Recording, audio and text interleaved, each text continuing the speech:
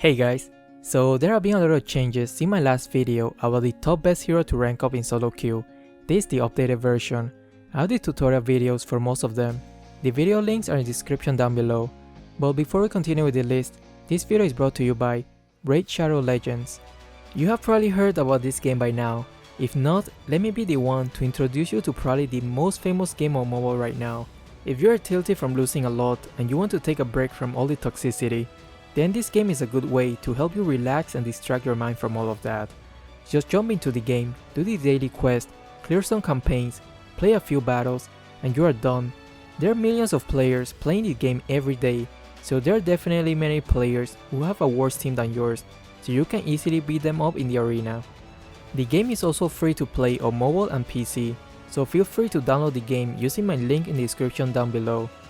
The good thing about this game is that they constantly keep releasing new updates, so there are always more stuff to do and new champions to collect. The fastest way to gain silver and level up your champions is through the campaign. Clearing the dungeons will help you upgrade your armors and accessories. Faction wars will drop more specific items for each faction. Arena is where you do online battle against other players.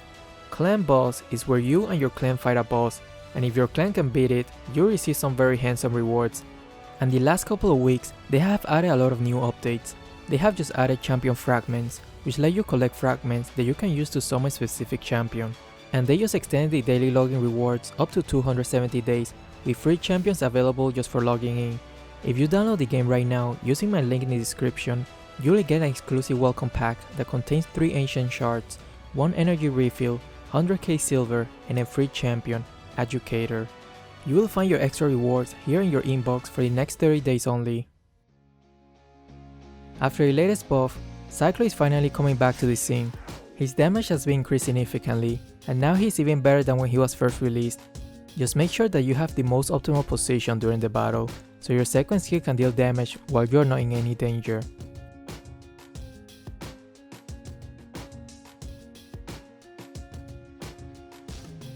Helcurt is perhaps the assassin who deals the most damage in the shortest period, and he's probably the only assassin that can truly one-shot the squishy heroes. His ult gives him the versatility to play in so many different ways. He can split push when the enemies are forcing fights, or keep hunting the enemies and escape without any scratch.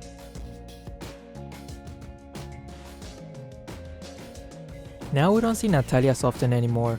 People are underestimating this hero a lot. She can still create so much space and hunt the enemy's carry easily. If you really know how to read the map properly and predict the enemy's movement, then you will definitely shine with this hero. Jawhead is one of the fighters that deal the most damage.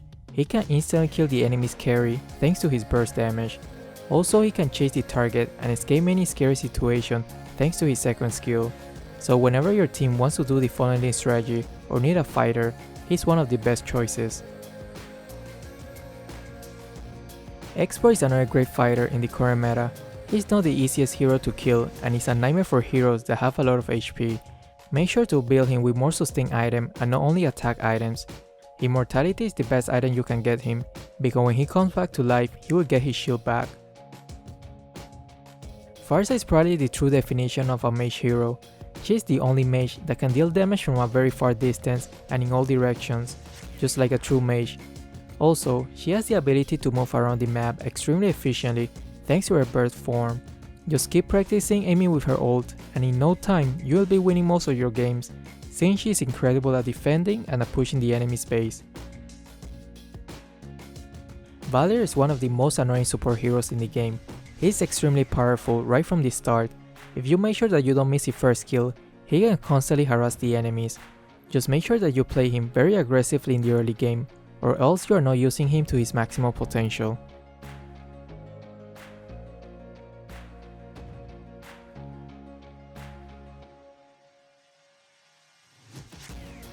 Sun-Shin is another hero that received a revamp. Now he is very strong. Just master his passive and you'll be inflicted tons of damage. Also, make sure to keep looking around the map so you can use his ultimate to provide support to your team when they are engaging a fight.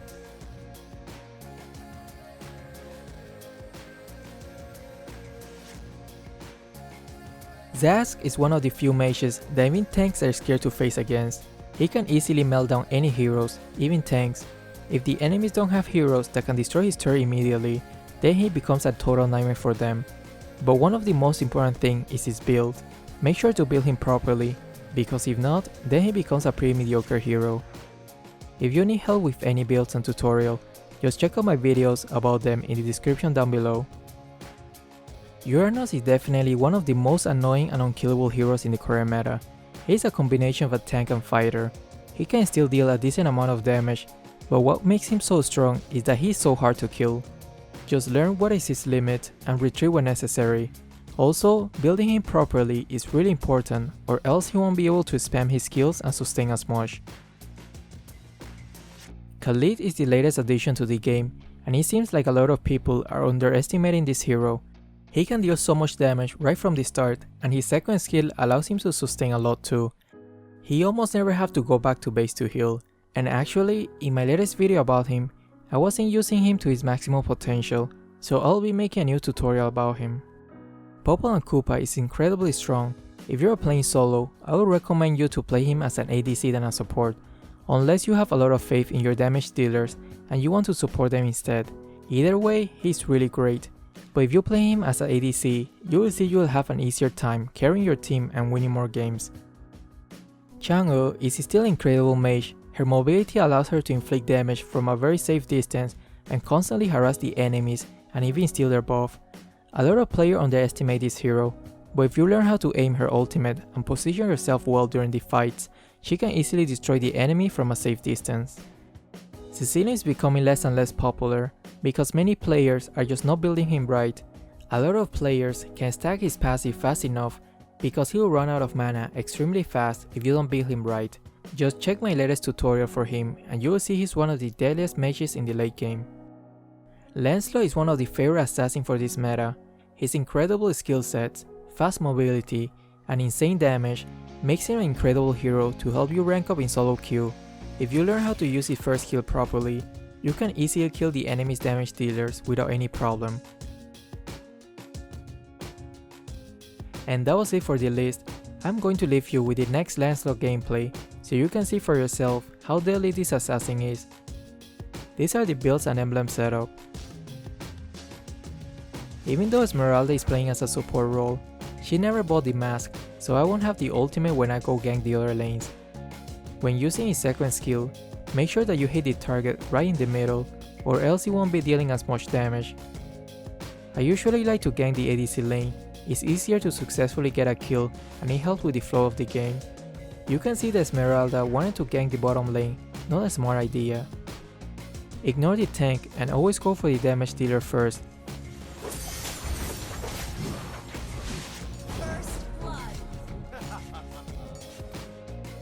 Remember, you don't always have to look for an immediate kill.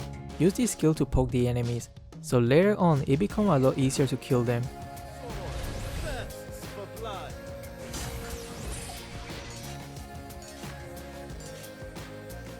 Here you can see I'm going to do the same thing again. Become one with the sword. Turtle resurrecting soon.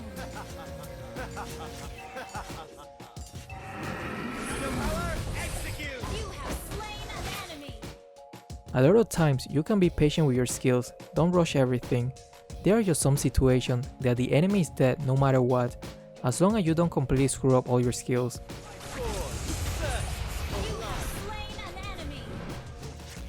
You can use the enemy's tank as a stepping stone to get closer to the damage dealers.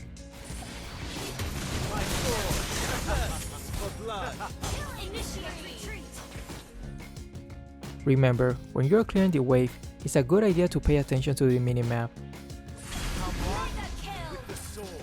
Your team destroyed a turret. I saw Esmeralda using Flicker. That tells me that the enemies are probably low in HP. Double kill. Legendary.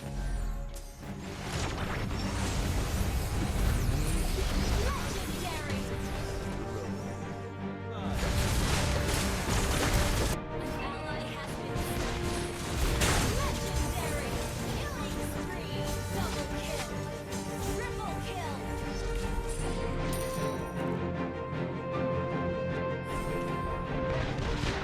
Request